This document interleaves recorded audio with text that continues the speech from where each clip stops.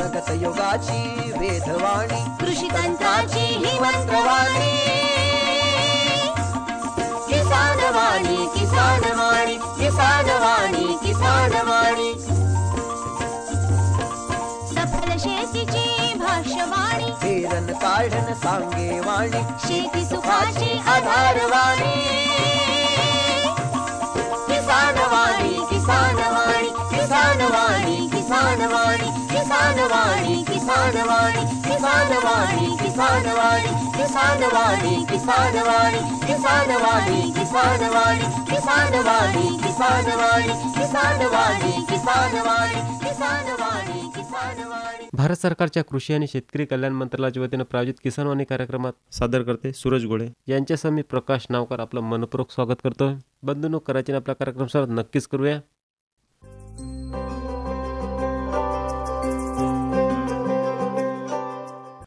शेतकरी बंधूंनो, प्रसारित करीत आहोत नाटिका संसाराचा गाडा. लेखन विलास अमृता गवई.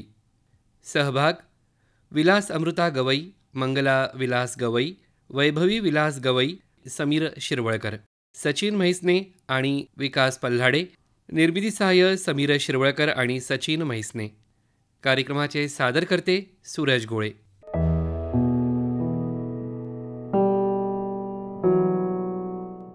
काय गड्या पंकुल्या, 4-5 वर्ष झाले वावरात काहीच पीक नाही होऊन राहिलं का, काहीच सुचत नाही.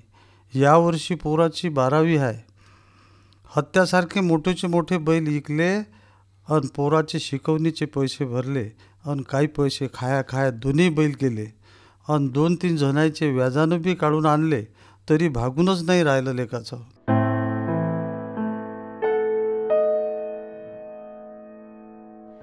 बापू, काय ले काळजी करता? या साली आपली भेंडवळची मांडणी ऐकली नाही का? या वर्षी खूप चांगल्या प्रमाणात पाऊस आहे म्हणतात, म्हणजे पिकाच्या लायकच. आणि सगळं पीक लय म्हणजे लय झकास, एकदम चांगलं. अरे कुठल्याच पिकाचं नुकसान नाही दाखवलं ना त्या मांडणीमध्ये. ते भाकीत लय खरं ठरते. तुम्ही अजिबातच काळजी करू नका. अरे पप्पुल्या, रात दिवस ढोर मेहनत घेऊन जीवाचं रान करून बी जमीन काही साथ नाही देऊन राहिली. म्हणून म्या पक्का विचार केला आणि या लेकराच्या शिक्षणासाठी अकोल्यात राहायला आलो. हो ना. आणि इकडे भाजीपाला इकायला लागलो. तोही बी धंदा बराबर चालत नाही. जसा आगीतून आलो आणि फोपटात येऊन पडलो. काय करा, इकडे लेकरा बाकऱ्याचा लय खर्च आहे लेका. तितक्यात भाड्याचं घर आहे, बातच महिना जाते. आणि माई धावपळ चालूच आहे. पैसे कुठून आणावं हे समजत नाही. महिना जायला काय टाईम लागते का? 30 दिवस सरले की महिना सरला. पण बापू, धंदा चालणारच आहे. आज नाही तर उद्या. आणि थोडंफार कमी जास्त होतच राहते ना. उन्हाळ्यानंतर पावसाळ्यानंतर उन्हाळ्या येतेच ना. त्यामुळे तुम्ही टेन्शन अजिबात आणि एवढं हारून तर अजिबात जाऊ नका. अबे लेका, रोज पहाटे 5 वाजता उठतो आणि बाजारात जातो. हो ना. 8-10 आयटम भाज्या विकत आणतो. मला काय मालूम नाही का? आणि दिवसभर तोंड वासत या गल्लीतून त्या गल्लीत हातगाडी फिरून फिरून थकून जातो. त्यातल्या त्यात 4-5 भाज्या नफ्याने विकल्या जातात. हो. तर काही भाज्या मुदलात विकाव्या लागतात. ते तर झालंच मग. नाही विकल्या तर फेकून द्यावं लागतात. नाही तर ढोरायला टाकावं लागतात.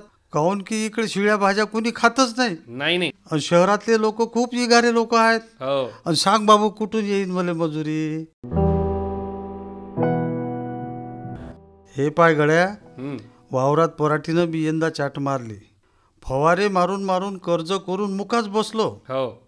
आणि कापूस काही बराबर झाला नाही. आणि वावराले लागले पैसे ते बी नाही निघाले. या पराठीनं मला लंबच केलं का. आणि इकडे भाजीपाल्यात मजुरी बी नाही पडून राहिली. खर्च काही कमी नाही बाबू. आता तर खूपच वैताग आला मला आता.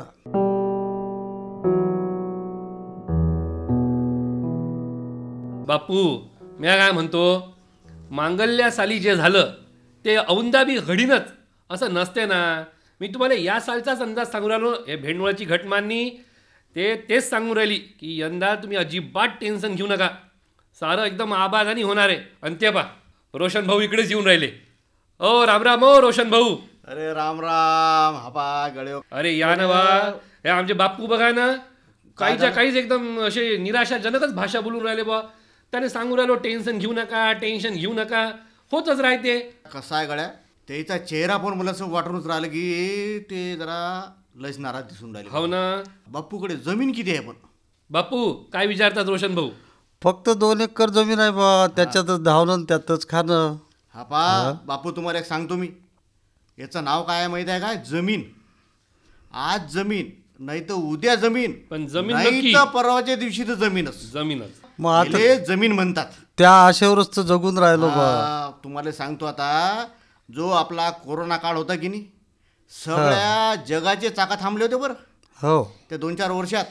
पण शेतीचं चाक कधी थांबताना दिसलं का भाऊ तुम्हाला? नाही चालूच तुम्ही होतं सांगा, मेहनतीला. आता एवढे कोट्यावधी लोक होते, कोणी उपाशी झोपू दिला का तुम्ही? एवढं सांगा म्हणजे. हा तेच तर आहे मग. हो. तुम्ही निरा अशी काळजी करून राहिले की बस ठीक आहे, काय झालं आणि काय नाही. आणि बापू काय म्हणतात, आता त्यांनी भाजीपाल्याचा समजा व्यवसाय सुरू केला, हा. तर 4-5 भाज्या नित्य नियमाने जातात. काही खपल्या नाही तर ढोरायला द्यावं लागतात, आता काही हे- एकदम कमी भावात मुद्दलात द्यावं लागतात. आता हे गोड गड्या तुझी लाखात एक तो बोलला तू. हा. पण मी एक सांगू का तुम्हाला आता, हम्म. आता सगळेले विचारला आपण वावर किती आहे, तो कोणी एकरानं सांगते आपल्याला. हो सांगते की नाही? हो. एवढा एकर आहे, तेवढं एकर आहे. पण आताची परिस्थिती कशी झाली माहिती आहे का तुले? आता वावर हे एकरानं करा लागत नाही. अन कसं रे मग? हा, आता वावर करा लागते आपल्याला गुंठ्यानं.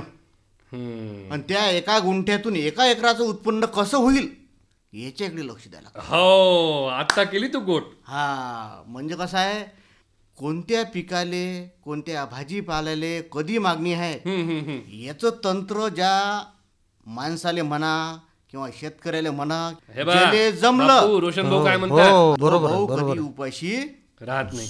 झोपत नाही म्हणा किंवा राहत राहत नाही. आता तुम्ही एवढंच पाहा ना, आपले जे महादेव भाऊ आहेत, हम्म. वावर पाहिलं 1.5 एकर हो. आणि 4 व्हीलर घेऊन भाऊ फिरते. हो राजू, आहे की नाही? मी आधी लई ठाव बघितलं हा. त्यांना 4 व्हीलर मस्त वेगळी जातात ना मग IT. मस्त पैकी. हो. पण त्याचं जे नियोजन आहे की नाही, हम्म. ते जर का नियोजन आपण आत्मसात केलं, हम्म. तर हे जे आपल्या बापूच्या चेहऱ्यावर जी चिंता दिसून राहिली की नाही आपल्याला, ते आपल्याला अजिबात दिसणार अजिबात नाही. दिसणार नाही. हम्म. माणूस हा भाऊ पैशानं मोठा होत नाही. जर का त्याला मोठं व्हायचं असेल, हम्म. त्याचा जो प्रपंच आहे, हो, त्याचे जे मुलं बाळ आहेत, बरोबर बरोबर. हा? हो. हे का जण शिकून सवरून जर का पुढे गेले, तर सगळ्यात मोठी आपली जर का ती संपत्ती संपत्ती आहे, असेल, ती तर संपत्ती ते आहे. संपत्ती बस, आहे. लाखात एक बोलला बघ तू. आहे की नाही?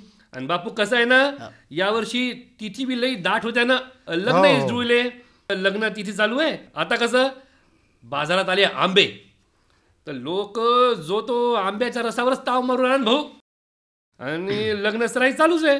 आणि म्हणून मला असं वाटते की तुमच्या भाज्या आहेत ना, त्या कमी खपल्या असतील. आंबा खाऊन खाऊन थकले आणि लग्न तिथी कमी पडल्या की तुमच्या भाज्या लयच चालतील ना. आणि यात तर मला अजिबात शंकाच वाटत नाही. हो बाबू, तसं बी पक्कुल्या महाजीव या नापिकीनं हम्म. आणि कर्जानं आणि हे कमी मजुरी पडते म्हणून लय थकला गड्या. आणि मला काय मालूम नाही का काका? आणि एवढी मेहनत करून बी मनाचं समाधान होत नाही. हो आणि जीवाले सुख तर काहीच नाही ना बाबा, सदाई पयापय चालूच आहे. हो. पार जीव वैतागला लेका आता. किती बी धावलं तरी अंगावरचं कर्ज आहेच आहे. तरी पाय तुले सांगतो, दारू बी पेत नाही, अरे ते व्यसन तर लई वाईट ना बापू. एकही व्यसन करत नाही हो बा, ना. तरी अंगावरचं कर्ज आहेच आहे, अंगावरचं कर्ज आहेच आहे. असं वाटते आता कुठं बी लय दूर चाललं जावं बाबू, नाही तर मरून जाव. जाय एकच खेप टेन्शन खलास करून टाकावं, जाय लेखाचं तिकडे. हे असं काहीच्या काही बोलू नका बापू. तुम्ही एवढं हारून चालत असते का? आणि एक तुम्हाला सांगतो बापू, तुमच्यापेक्षा लहान आहो तरी सांगतो, सारे दिवस सारखे नसतात. तुम्ही मला लैडाव निराशेतनं बाहेर काढलेलं आहे ना. वेळ आहे, प्रत्येकाची येते बदलूनच जाते. तुमची लेकरं वैभवी झालं, भूषण झालं, चांगले शिकून राहिले, मेहनतीनं अभ्यास करून राहिले. आज जरी तुमचे अडचणीचे दिवस असले ना काय बापू, हा, तरी लेकरं जसं रोशन भाऊ बोलले, खूप शिकून नोकरीला लागले की तुमचे सगळे सुखाचेच दिवस शिल्लक राहतील. पाहून घे जा तुम्ही बी. आणि हे पक्क लक्षात ठेवून चला, या गोष्टीत खूपच रात्र झाली आता. मी काय म्हणतो, हो रोशन भाऊ? एका नाण्याले 2 बाजू असतात नेहमी. बिलकुल ना, आहे की बरोबर नाही? ना. हो, एक दुःखाची आणि दुसरी सुखाची. सुखाची. आता जरी आपली दुःखाची चालू आहे, सुखाची येणारच आहे. हो, मग असं घाबरून चालते का आपल्याला? त्यातल्या त्यात आपण शेतकरी, एका दाण्याचे 1000 दाणे पिकवायची ताकद आपल्यात आहे. हो, ते आहेच ना, आगे सुख तो पीछे दुख है, पीछे दुख तो आगे सुख है. अरे संसार संसार जसा तवा चुल्ह्यावर आधी हाताला चटके तेव्हा मिळते भाकर. अरे संसार संसार. जाय बाबू पंकुल्या, झोप बा आता. मी झोपतो, लय रात झाली. हो बापू, हा? करा आराम करा चला थोडासा. जाय बा जाय. हो.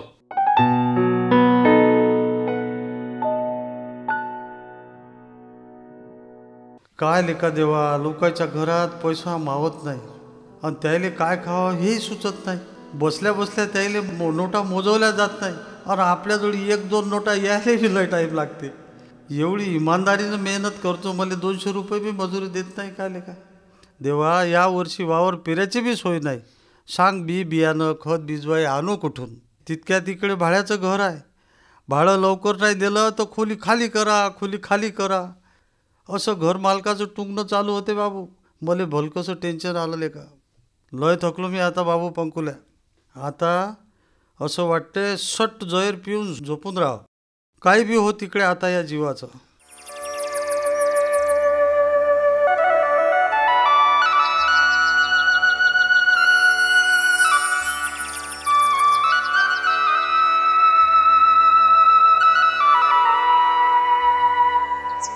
बाबा, बाबा उठा.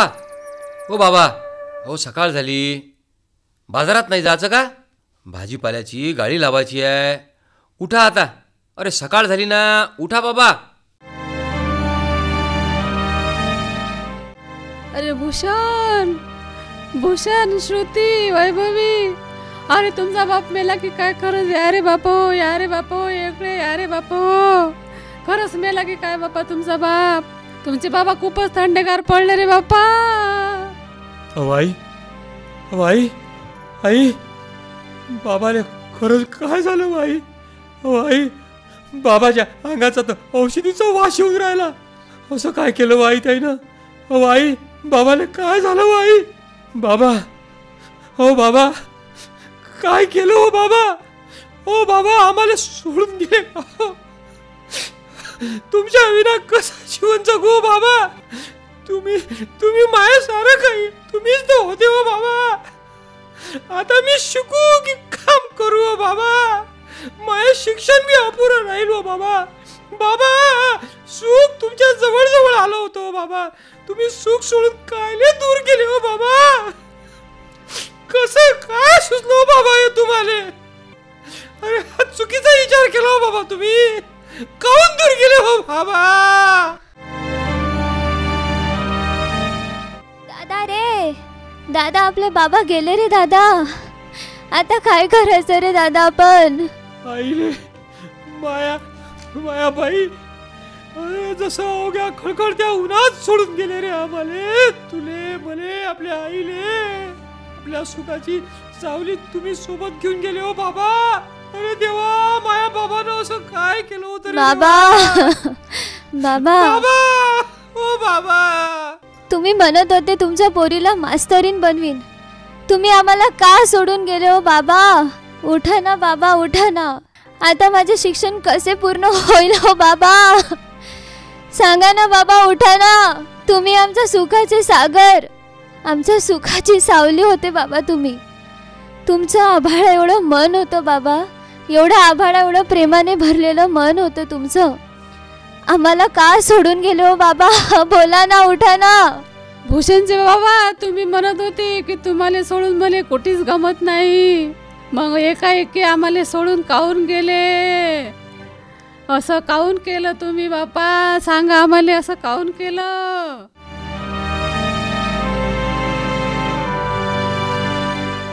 त्या मोठ्या बाबाले आणि त्या आत्याले फोन लाव बापा, सांगता येईल असं असं झालं म्हणून. आई, माझ्या फोनात तर काहीच पैसे नाही. मी पाहतो दुसऱ्याच्या फोनवरून फोन करतो सर येईल आणि सांगतो आपल्या बाबानं असं केलं म्हणून.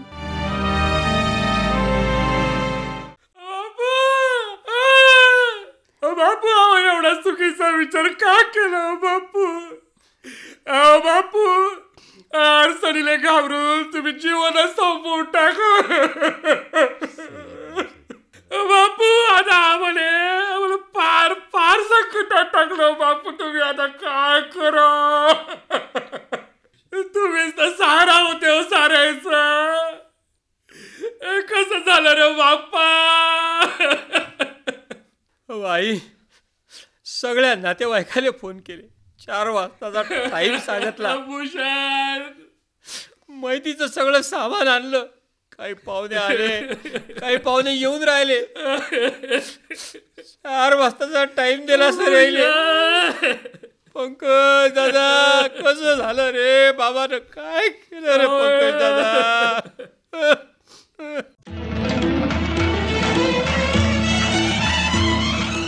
अरे बापा बापा बापा मगले अरे मी काय छपून पाहिलं मी जिथं हो की मरेला पाय पहिले बोले चिमटा घेऊन पाय बोले. अरे बापा बस झाला जिथं अरे बापा या कर्जा पाय या मजुरी पाय मी खलास झालो. आणि मी स्वप्नात जहीर गेलो मेलो बापा. हा चिमटा घेऊन पाय जातो. अरे मी हाव बोले पाणी आण पहिले बोले पाणी आण बोले. काय छपून पाहिलं बापा मी आता. अहो माय मग सांग जा मला ते तुमचं काय आहे तर. पहिले मला तांदूळ आणून द्या. लेकराला शाळेत जावं लागते, स्वयंपाक करावं लागते. हे पायगळ्या मंगले मी कितीही कठीण काम करीन, कठीण काम करीन. चटणी भाकर खाऊ, फाटके तुटके जुने पुराणे कपडे घालीन. पण तुला सांगतो असा जीव कधीच देणार नाही मी. कधीच जीव देणार नाही. तुझ्या गयाची शपथ घेऊन सांगतो. आणि या सगळ्या जनतेला हातपाय जोडून विनंती करून सांगतो, एक बी व्यसन करू नका. आपली हैपत पाहून चाला बापो. या दुनियात कोणी कोणाचं नाही. आणि मायबापासारखं प्रेमळ कोणीच नाही. म्हणून म्हणतो बापो हो जहीर घेऊ नका, फाशी घेऊ नका, गाडी खाली जाऊ नका, असं काहीच करू नका. अरे लुळे पांगळे लोक, आंधळे अपंग लोक संकटावर मात करून राहिले. जीवन जगण्यासाठी धावपळ करतात.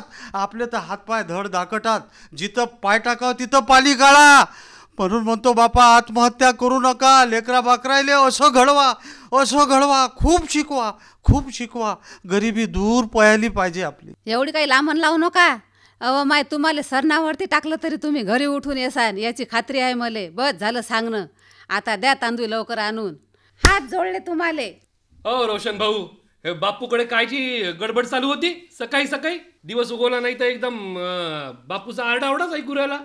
अरे बा मी गेलतो त्याच्या घरी. हं. काय तर बा त्याला ते स्वप्न पडलं. काय त्याच्या घरी तो दांगलो. अरे बापरे. अरे बाबा ते सांगून राहिले त्याले. बाबा बापू कस गोड सांगतो. पूरा घर जल गया अब बचा ही क्या है. पूरा घर जल गया अब बचा ही क्या है. अगर मैं बचा हूं तो फिर जला ही क्या है. क्या बात आहे रोशन भाऊ. आपण शेतकरी आहो. आपण हाव तर हे जग आहे. हे जग आहे म्हणून आपण नाही बरं. ही गोट आहे म्हटलं खरी.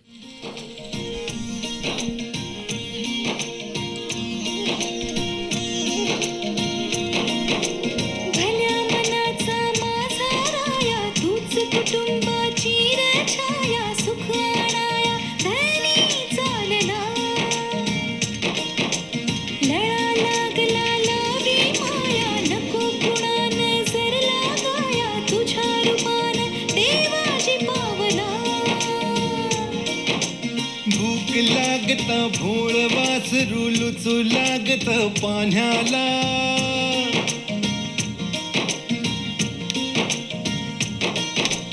भूक लागता भोळ वासरू लुचू लागत पाण्याला. माय बाप जीवाचा रान मांडती वाढवता त्या तान्ह्याला. भल्या मनाचा माझा राया तूच कुटुंबाची रछाया. सुख आणाया धनी चालला. लळा लागला लावी. आत्ताच आपण नाटिका ऐकलीत संसाराचा गाडा. लेखन होतं विलास अमृता गवई यांचं. यातील सहभाग असा होता: विलास अमृता गवई, मंगला विलास गवई, वैभवी विलास गवई, विकास पल्हाडे, सचिन म्हैसने आणि समीर शिरवळकर. निर्मिती सहाय्य समीर शिरवळकर आणि सचिन म्हैसने. कार्यक्रमाचे सादरकर्ते सूरज गोळे. ही अकोला आकाशवाणी केंद्राची निर्मिती होती.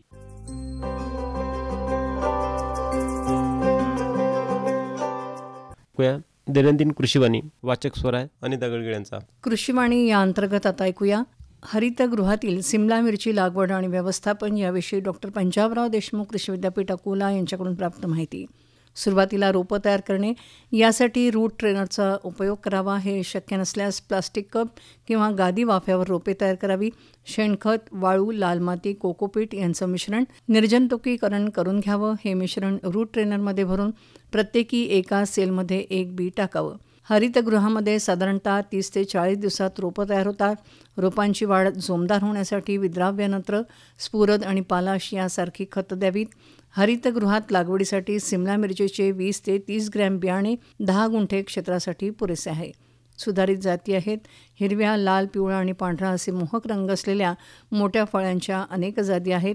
उदाहरणार्थ कॅलिफोर्निया, वंडर, बॉम्बी, आरोबेल या अधिक उत्पादन देणाऱ्या जाती आहेत. त्यामध्ये हिरवा अर्का मोहिनी, अर्का गौरव आणि इंद्रा, लालमध्ये आहेत जय भारत, बुलनोस आणि बॉम्बी आणि पिवळ्यामध्ये ओरोबेले.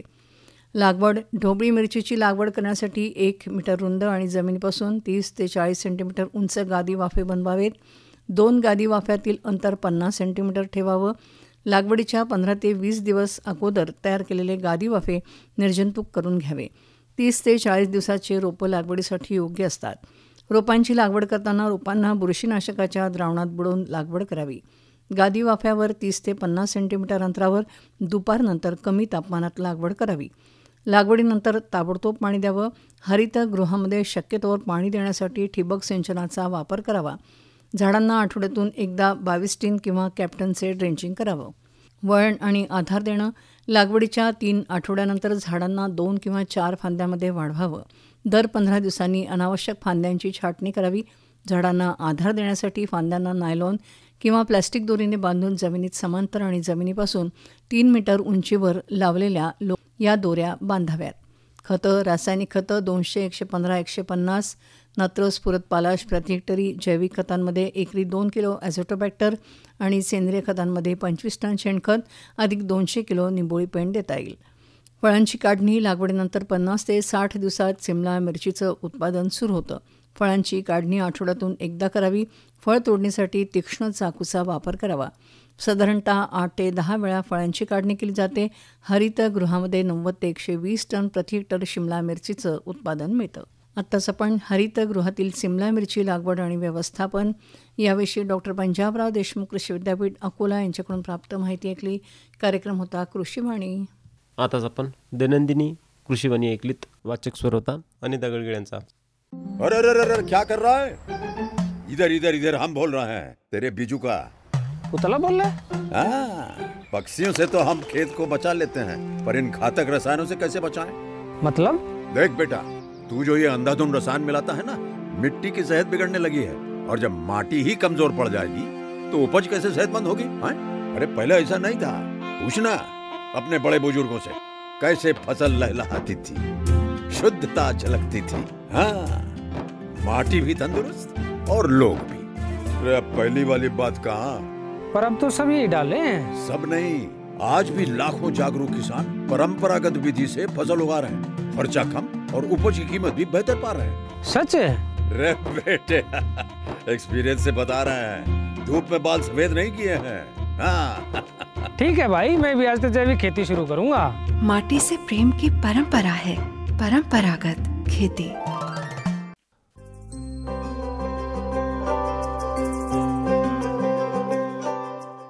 भगरीमध्ये आहे प्रथिनांचे प्रमाण सर्वात मस्त. शरीर राहते आपले तंदुरुस्त.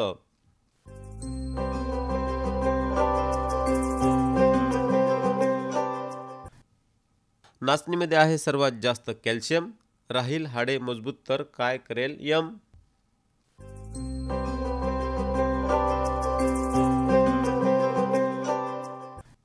पौष्टिक तृणधान्य आहे पोषक घटकांची तिजोरी. शरीरात येणार नाही कोणत्या घटकाची कमजोरी.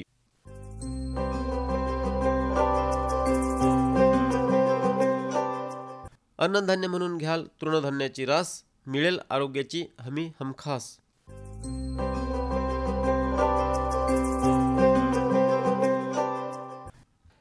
शेतकरी बंधूंनो, कार्यक्रमात त्यानंतर ऐकूया गोमूत्राविषयी माहिती.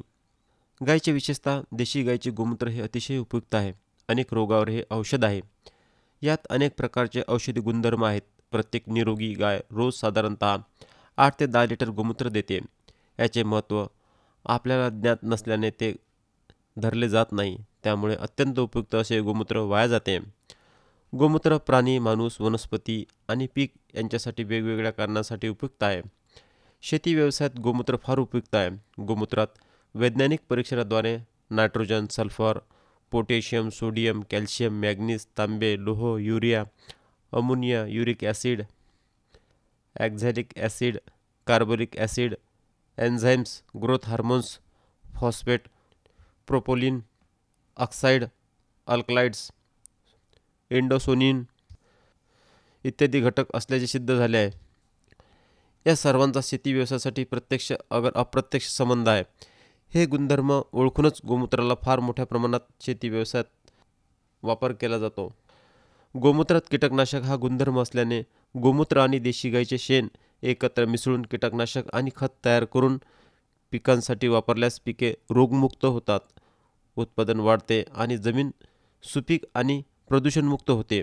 गोमूत्र, गाईचे शेण, गूळ, पाणी यांचे मिश्रण 8 ते 10 दिवस हवाबंद करून ठेवून त्यानंतर पिकासाठी वापरले तर पिकांची वाढ आश्चर्यकारक होऊन उत्पादनात वाढ होते. जीवामृतात गोमूत्र वापरतात. अमृत पाण्यात गोमूत्र मोठ्या प्रमाणात वापरतात. सर्व प्रकारच्या जैविक खतात, जैविक कीटकनाशकात अर्थातच दशपर्णी अर्क, लिमित इत्यादीमध्ये गोमूत्र वापरले जाते. यात कीटनाशक आणि हार्मोनचे गुणधर्म असल्याने पीक निरोगी जोमदारपणे वाढून उत्पादनात वाढ होते. यासाठी प्रत्येक शेतकऱ्याने अमृततुल्य असे गोमूत्र पकडून त्याची शेती व्यवसायात जास्तीत जास्त वापर करावा. शेती व्यवसायाबरोबरच गोमूत्राचा मानवी आरोग्यासाठी आयुर्वेदात औषधी निर्मितीसाठी फार मोठ्या प्रमाणात वापर केला जातो. गोमूत्राच्या औषधी गुणधर्मामुळेच ऋषीमुनींच्या काळापासून आजतागायत ज्ञानी माणसे गोमूत्राचे सेवन करतात. गोमूत्रात शुद्धीकरणाची प्रचंड क्षमता आहे. गोमूत्र सेवनाने रोगप्रतिकारक शक्ती वाढते. गोमूत्र हे पित्तकारक वात कफनाशक आहे. गोमूत्र हे ईश्वराने निरोगी जीवासाठी दिलेले वरदान आहे. शरीर, मन यांचे शुद्धीकरण करून उत्साह, आनंद विकसित करते. कामधेनू चिकित्सा पद्धत ही एक उपयुक्त पद्धत आहे. गोमूत्राच्या सेवनाने स्मरणशक्ती आणि बुद्धीचा विकास होतो. गोमूत्राच्या सेवनाने कोलेस्ट्रॉल नियंत्रित राहून रक्तभिसरण सुव्यवस्थित चालते. गोमूत्रात अ, ब, क, ड आणि ई जीवनसत्वे आहेत. यकृताच्या जॉन्डिस रोगावर गुणकारी आहे. गोमूत्र हे विषनाशक आहे. शरीरात तयार होणारे विष बाहेर टाकण्यासाठी गोमूत्राचे सेवन करतात. आयुर्वेदातील वनस्पतीचे शुद्धीकरण करून घेण्यासाठी गोमूत्रात बुडवतात. पित्त प्रवृत्तीच्या माणसाने गोमूत्र सेवन करू नये. मात्र गोमूत्र वात आणि कफनाशक आहे. गुडघे, कमर, स्नायूच्या वेदना थांबवण्यासाठी गोमूत्र गुणकारी आहे. गोमूत्रातील 6 प्रकारचे ॲसिड वातावरणातील जंतू मारतात आणि वातावरण आरोग्यदायी करतात. म्हणूनच 16 संस्कारात अर्थातच धर्मसंस्कारात गोमूत्र वापरतात. देशी गाईचे शेण, गोमूत्र आणि तूप यांच्या मिश्रणाने इथिलीन ऑक्साईड निर्माण होऊन या वायूमुळे वातावरणातील रोगजंतू मरतात. म्हणून या मिश्रणाच्या गॅसने ऑपरेशनची खोली निर्जंतुक करतात. देशी गाईच्या शेणात तूप, जवस, तीळ, तांदूळ, साखर टाकून हवन केल्यास प्रोलिन ऑक्साईड नावाचा गॅस उत्पन्न होतो. हा गॅस पाऊस पाडण्यास मदत करतो. गोमूत्र सेवनाने असह्य रोग बरे होतात. यौवन हार्मोन्स वाढतात. गोमूत्र सेवनाने आपली सर्व इंद्रिये स्वस्थ आणि सक्रिय राहतात. एकंदरीत गोमूत्रात प्रचंड प्रमाणात औषधी गुणधर्म असल्याने आयुर्वेदिक औषधात मोठ्या प्रमाणात गोमूत्राचा वापर करतात. गायीपासून फुकट मिळणाऱ्या या अमृततुल्य गोमूत्राचा वापर करून घेण्यासाठी दक्ष राहून गोमूत्र संकलित केले पाहिजे. याचा वापर शेती व्यवसायात आणि आपल्या मानवी आरोग्यात तसेच औषधासाठी वापर करायला पाहिजे. शेती व्यवसायाला आणि मानवी आरोग्याला गोमूत्र हे वरदान आहे.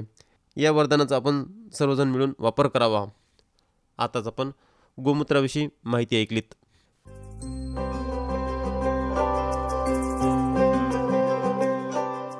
शेत तिथे पौष्टिक तृणधान्याची शेती, राही आरोग्याची चाबी हाती.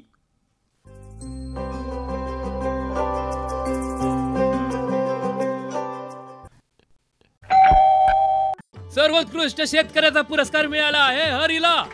हरी आता आपल्या सर्वांना सांगतील आपल्या यशाचं रहस्य. माझ्या शेतकरी बंधू आणि भगिनींनो, आपणही आपल्या शेतात चांगलं पीक घेऊ शकता. ते कसं? बस जेव्हा काही समस्या असेल तेव्हा लगेच लावा हा नंबर 1800-180-1551. हा कोणाचा नंबर आहे भाऊ? शेतकरी कॉल सेंटरचा, जिथे तज्ञ आपल्याला शेतीच्या समस्येवर तोडगा सांगतील लगेच. अहो भाऊ, तज्ञ सारा वेळ थोडाच मिळणार आहे. नक्की मिळेल हो भाऊ, वर्षाचे 365 दिवस मिळेल, ते देखील सकाळी 6 ते रात्री 10 वाजेपर्यंत. पण भाऊ, जास्त वेळ बोलू तर पैसे खूप लागतील. अजिबात पैसे नाहीत. मोबाईलनं किंवा दुसऱ्या फोननं शेतकरी कॉल सेंटरला मोफत कॉल करा. सल्ल्याचेही पैसे नाहीत. 16 आणि खरं. शेतकरी बंधूंनो, शेतीच्या समस्यांवर आपल्या भाषेत लगेच उपाय मिळवण्यासाठी भारतात कोणत्याही फोननं राष्ट्रीय हेल्पलाईन नंबर 1800-180-1551 वर मोफत संपर्क साधा. शेतकऱ्यांचा मित्र शेतकरी कॉल सेंटर. बंधूंनो, याबरोबरच आजच्या आपल्या कार्यक्रमाची सुद्धा वेळ संपली आहे. तेव्हा प्रकाश नावकारला द्या रजा. नमस्कार. आताच आपण भारत सरकारच्या कृषी आणि शेतकरी कल्याण मंत्रालयाच्या वतीने प्रायोजित किसानवाणी कार्यक्रम ऐकलात. या कार्यक्रमाचे सादरकर्ते होते सूरज गोळे. किसानवाणी किसानवाणी किसानवाणी किसानवाणी, हिरव्या स्वप्नांची साध्यवाणी, प्रगत योगाची वेधवाणी, कृषी तंत्राची ही मंत्रवाणी. किसानवाणी किसानवाणी किसानवाणी किसानवाणी, सफल शेतीची भाष्यवाणी, पेरन काढण सांगे वाणी, शेती सुखाची आधारवाणी. किसानवाणी किसानवाणी किसानवाणी किसानवाणी किसानवाणी किसानवाणी किसानवाणी किसानवाणी किसानवाणी किसानवाणी किसानवाणी किसानवाणी किसानवाणी किसानवाणी किसानवाणी किसानवाणी